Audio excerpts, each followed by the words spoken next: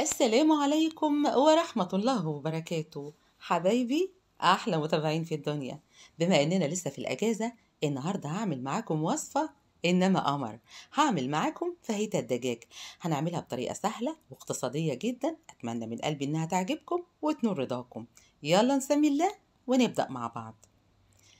اول حاجه هجيب بوله وعندي 200 جرام من صدور الدجاج، طبعا غسلتهم كويس جدا وقطعتهم لشرايح زي ما هتشوفوا. تقدروا تضاعفوا الكميه، بس الكميه دي بتعمل رغيفين كبار من العيش السوري. هنزل عليهم بمعلقتين من الزيت، تقدروا تستخدموا اي نوع زيت، زيتون، نباتي، مفيش مشكله. معلقه صغيره من الخل. اما التوابل فهي ملح، فلفل اسمر، توم باودر، كزبره ناشفه، خلطه السبع بهارات، نص معلقه من الجنزبيل، وخلطه الفراخ. تقدروا تستخدموا اي بهارات او توابل تكونوا بتحبوها. وهنقلبهم زي ما انتم شايفين وننزل بيهم على الفراخ بتاعتنا، ونبتدي زي ما انتم شايفين معايا كده بقى نغلف الفراخ بتاعتنا بالتوابل زي ما انتم شايفين، ونخليهم يتشربوا كده كويس من بعض. هنسيبها في التلاجة لمدة ساعتين، تقدروا تسيبوها نص يوم كامل، بجد بيبقى طعمها حلو جدا. غطيتها بالغطا السيليكون زي ما انتم شايفين.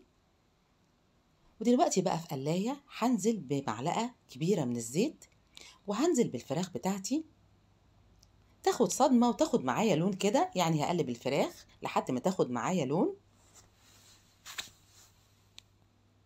بنقلبها زي ما انتم شايفين.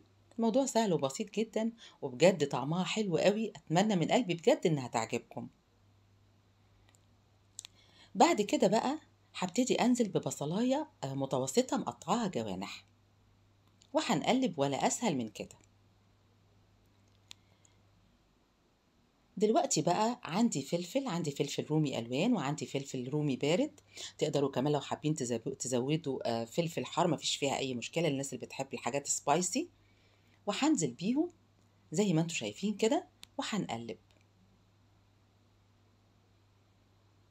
وهنسيبهم مقدار دقيقتين ل3 دقايق، وهنطفي عليهم، احنا مش عايزين الخضار بتاعنا يتهري. ودلوقتي بقى هنروح مع بعض عشان نجهز السندوتشات بتاعتنا.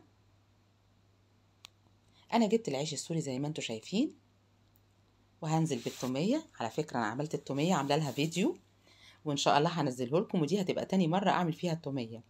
بعد كده بقى هنبتدي نقفل السندوتشات بتاعتنا، وباخد بسيط من الصوص اللي كان موجود في الفراخ بتاعتنا، وبدهن بيه وش الأرغفة علشان تقرمش معانا. هستخدم القلاية بتاعت الكريب بتاعتي، تقدروا تستخدموا أي قلاية عندكم مفيش فيها أي مشكلة. وبنقلب الأرغفة بتاعتنا لحد ما تاخد وش من الجهتين أو من الناحيتين، وهتكون جاهزة معانا زي ما انتم شايفين بالظبط. بجد وصفة حلوة قوي، طعمها حلو قوي، سندوتشات كده مقرمشة، والفراخ طعمها حلو قوي. اتمنى من قلبي انكم تجربوها، واتمنى انها تعجبكم. يا ريت اذا عجبتكم ما تبخلوش عليا بلايكاتكم الحلوة، شير للفيديو، اشتراككم في القناة علشان تنورونا وتكبروا قناتنا، واستنوني دايما في المطبخ مع سنة.